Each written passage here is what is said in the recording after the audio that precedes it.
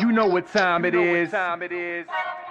You know what time it is. How firm my friendship.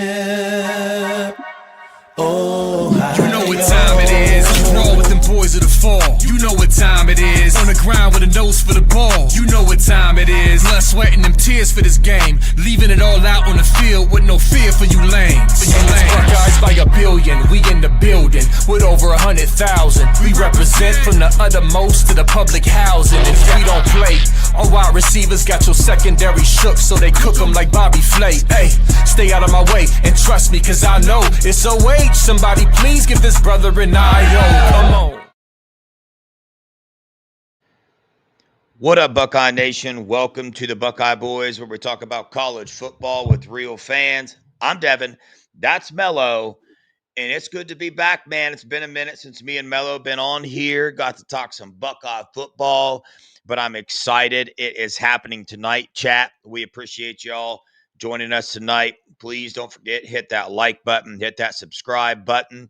Super chats are open as well. If you got questions, comments, concerns, put it in the super chat and we'll address it. But appreciate you guys for joining us. Mello, what's up, brother? How you doing? Man, happy to be back. It's been so long since I was able to share the stage with you and be with the BBZ family. So I'm happy to be here, and I can't wait to get the show rolling. Yeah, no, you can't be with us too long tonight. What time you got to dip out of here? Around 7:30. I'm gonna be honest with you. Okay, well, But you don't got long. next time I'll plan it accordingly because I kind of set my schedule in terms of that. So Yeah.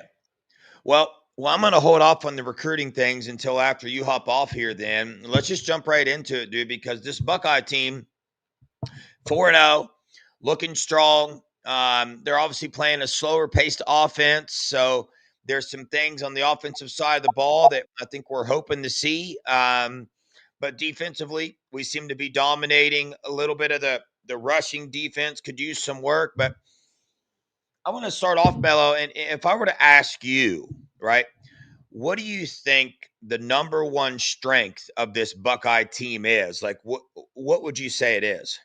it's definitely the defense, without a doubt. But if we're not going with the players, then I'm going with the coaching staff. I think this is easily the best coaching staff in America. I hear a lot of people talking about Dan Lanning and Will Stein and all that, but like Penn State's office is putrid. And they went to double overtime, and Dan Lanning screaming like he won a natty. That's how you know Oregon is not built for this. But nobody's talking about this staff. Matt Patricia is the best DC. The offense doesn't have to do much to win right now, so they're slowly building in the offense and acclimating Julian saying and letting it just grow over time. Doesn't mean that the offense can't be the most explosive in the country, which when it's operating at 100%, I mean, it's going to look like the CFP last year against whoever we play. So I'm loving what I'm seeing. I'm enjoying it. And I really, like we've been saying, like you started saying last year, back to back. Yeah, that's right. Back to back 2024, 2025 Natty Lock, man. But definitely at this point in time in the season, I would say, if I were to get more specific about it, I would say our red zone defense is the number one strength of this team. It was something we had last year.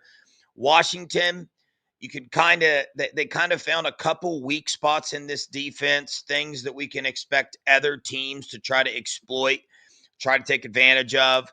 They opened up a couple rushing, holes with some of the zone counter plays against that, dime front that we run. They opened up some passing plays as well. They were able to get down the field a couple times, but when they hit that red zone, it just kind of the field shrunk for them, and they weren't really able to do much. So, if I'm going to narrow it down even closer to the number one strength of this team, I'm going to have to go with the red zone defense, because seeing what they were able to do in Washington with containing the quarterback, with that, Arvell Reese able to go out to the sideline, follow Damon Williams. He tries to cut back Arvell Reese. The speed of this defense is just too much, but there's some things that this defense, we're the number one defense. Okay. So we're going to go over things tonight that strengths and things that we want to see improvement on, even though we're the number one defense and we know that this offense has a lot more in store. But it's always fun to talk about ways that we think this team can get better. So, Mello, what do you think about our red zone defense? Do you think that's something fair to say that this is the number one strength of this team right now? I do think it's fair to say in terms of that we haven't got given up a red zone touchdown. So I mean, it's pretty obvious, and that just goes along with the speed and what we were hearing all season from recruits and their parents that went to practice, that the practices were different from everyone else's, including UGA's, including Texas, including Oregon. The intensity that they practice at, the speed, and what I was flat out told by BJ Womack, he told me flat out, if they find replacements for JT and Jack Sawyer, this defense is going to be better than last year's, and it's proving to be true. Yeah, it is. And I would say that I think I have seen enough already from Caden Curry, Kenyatta Jackson. You can throw Bo Atkinson in that, in that argument as well. That they are stepping up and they are becoming replacements in their own way to Jack and JT last year. Caden Curry absolutely dominating in these 4 games with his relentless motor that he has. Kenyatta Jackson seemed to have an extra step of confidence from that Washington game, and I'm hoping that that continues to roll over because physically, I mean, his physical attributes. He's physically gifted enough to be the number one defensive end on this team. NFL scouts love him. They watched him, work out in the combine last year, at Ohio State. So physically, he's the DN that we would expect to get the most pressure on the quarterback, to help in the run game the most. But, the first 3 games, we didn't see him do much, but he did his job, and he did his job very well. Well, we saw in the Washington game him take his game to another level. And if we see him to continue to do that, this defensive line is just becoming a unit on this team. When preseason, Mello, me and you argued with so many people and tried to tell so many people that were saying this defensive line is going to be the weakness of this team. It's turning into the strength of this defense. I mean, this defense, they had 6 sacks against Washington. K-Mac is unstoppable. Caden Curry is unstoppable. Kenyatta Jackson doing his thing. Bo Axe is doing his thing.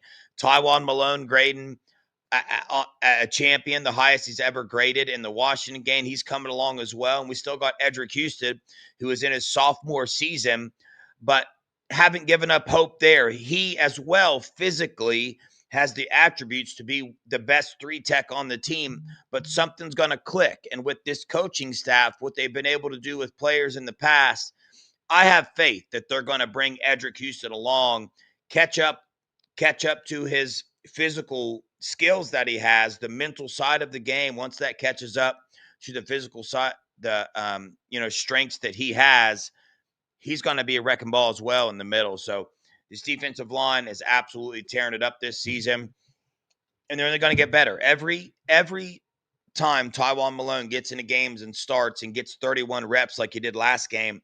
He's going to gain that confidence. He's going to gain that momentum. And we've expected this out of Tywone Malone since he's been in the program. So I love what we're seeing from this defensive line. I love what we're seeing from the depth from this defensive line. And I got a lot of hope that they're going to keep getting better and better as the year goes on. Absolutely. The one thing I want to see improvement in terms of Edric, because he's a Gwinnett County boy. They call them the G code guys. I need him to be a little more disciplined. We saw he had a couple of offsides a couple of games ago, and then he had that punching the offensive tackle in the face, which was unnecessary. So I think, if anything, besides just consistency, I think that's the main thing that caused him to lose his starting job, was just the emotional and undisciplined snaps. We all know physically, he's physically gifted. He's one of the most physically gifted defensive tackles in the country. We just need him to put it together mentally and hold his composure. Yeah, and I agree with you there. There's been some things like we had these expectations coming out of preseason, and when you ask yourself where these expectations where they came from, they didn't come from much of anywhere other than the flashes that we saw last year and the potential that Edric has. But it's kind of the expectations put on him were a little bit unfair. And we're kind of seeing that now where he's going to have to go through this process a little bit more to live up, right, to the strength that we know he can play, to the level at which we know Edric can play the game at. But luckily, he is surrounded by veteran players that have done this. He's surrounded by a coaching staff and a defensive coordinator in Matt Patricia that has taught a lot of new players on this defense. They had some returning production from last year.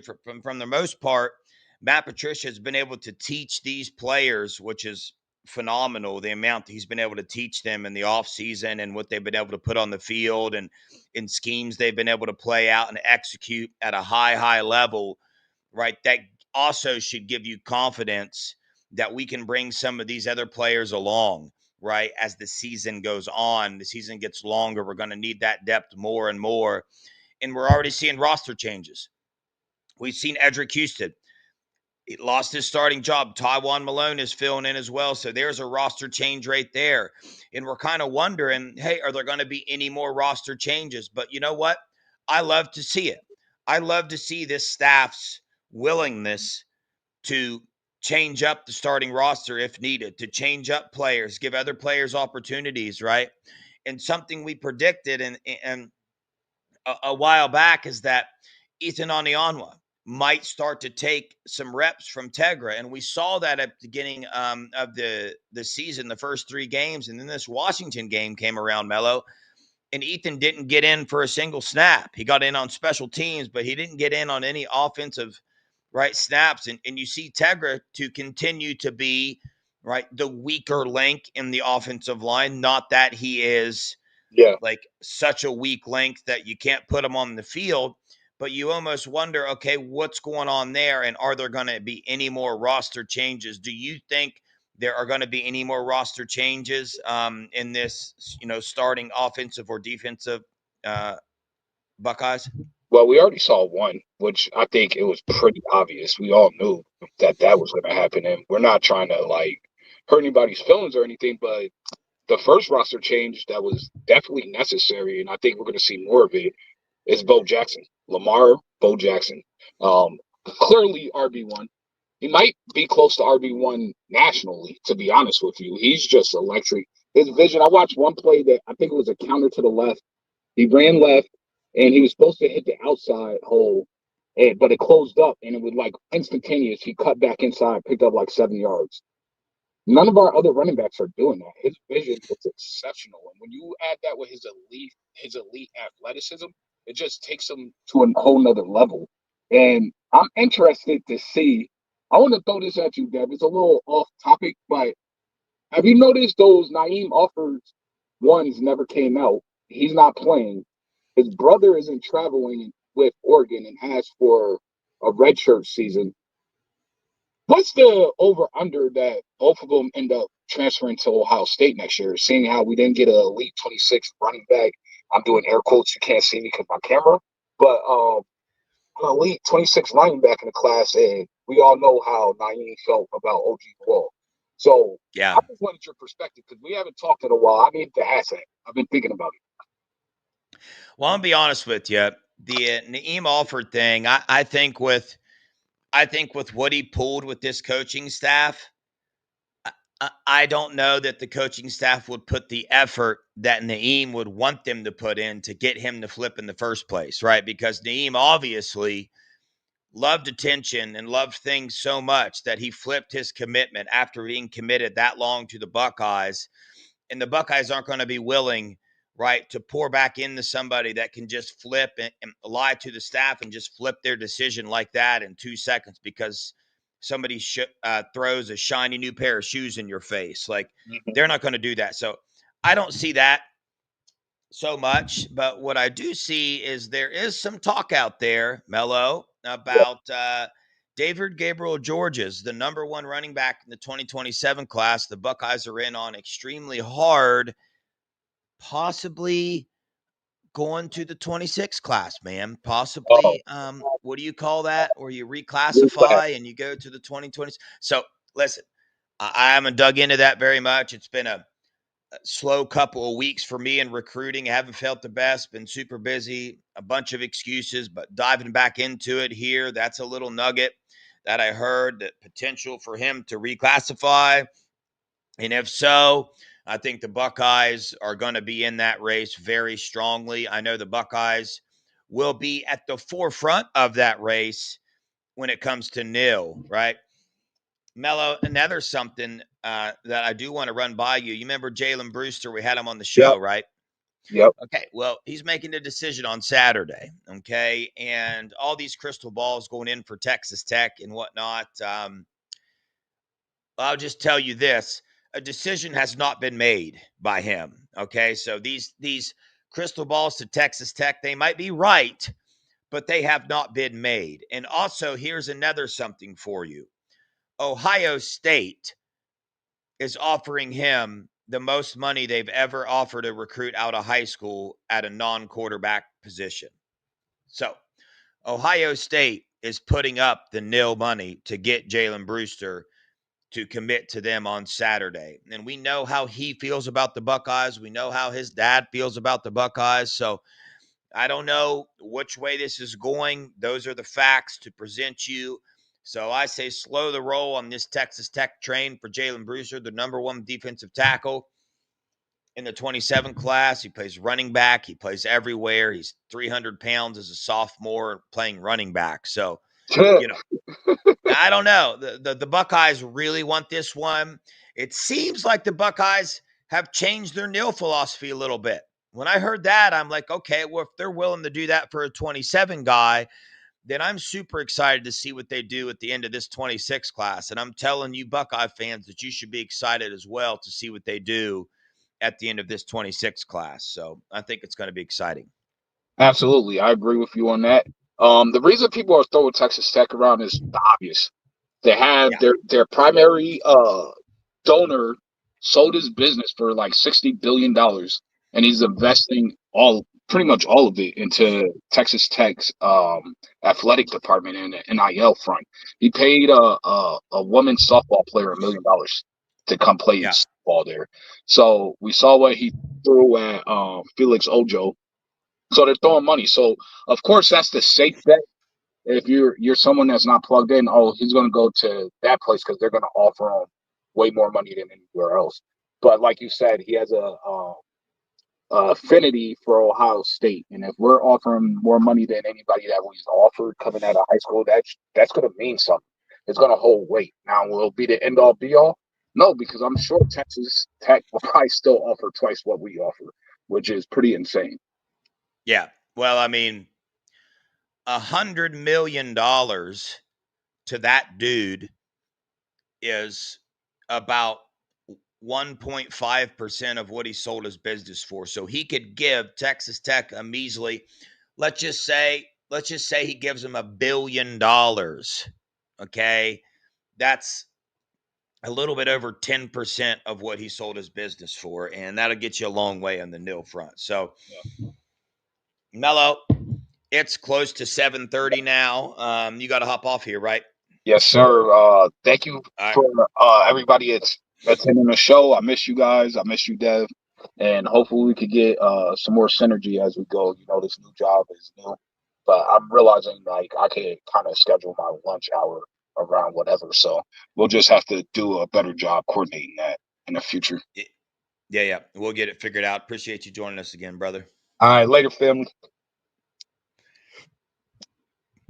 Good to have Mello back. The new job.